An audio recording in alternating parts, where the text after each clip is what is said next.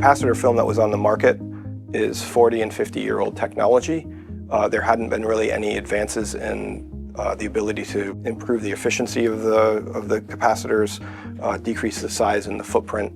And what we were really looking at was how do we take existing materials and coax out all of the best characteristics of the existing materials and get rid of the bad characteristics. So really what we wanted to do was take two materials, put them into a layered structure and harness all of the positive characteristics of the individual materials that we're putting into the film.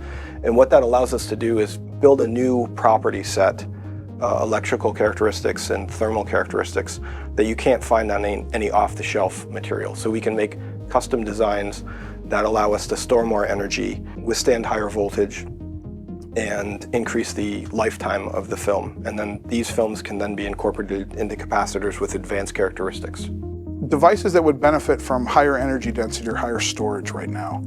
You can think of anything that really requires a big oomph to get going. The thrust or the takeoff of aviation vehicles, electric vehicles and cars that need to go a little faster, but you want to have the high MPG, so you want to have smaller capacitors that weigh less. There's a lot going on in the development of lasers right now. They're getting higher and higher power, and they're doing really exciting things with lasers like fusion to really open up a new energy development sector.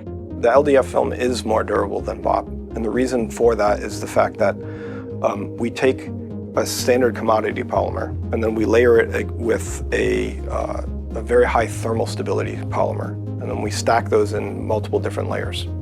And so what that does is more or less build a scaffold that holds the polypropylene in place when used in an actual capacitor. So this allows the polypropylene resistance to aging that otherwise wouldn't be in place without those individual thin layers of high stability polymer. So you take those high stability polymer layers out, and what happens is your polypropylene over time at a high temperature and high voltage will start to shrink, and as soon as the device starts to shrink and deform, then it dies. What our material does is it has that scaffold in place that allows the material to survive to very high voltage and very high temperature. And that extends out the operational longevity of the devices that you make with it relative to standard material like polypropylene. So it is fundamentally targeted as a replacement for BOP. And again, architecturally, it's very, very different. Where when you look at BOP, it is one material, it's stretched, and that gives you a material that's good to about 85 degrees Celsius.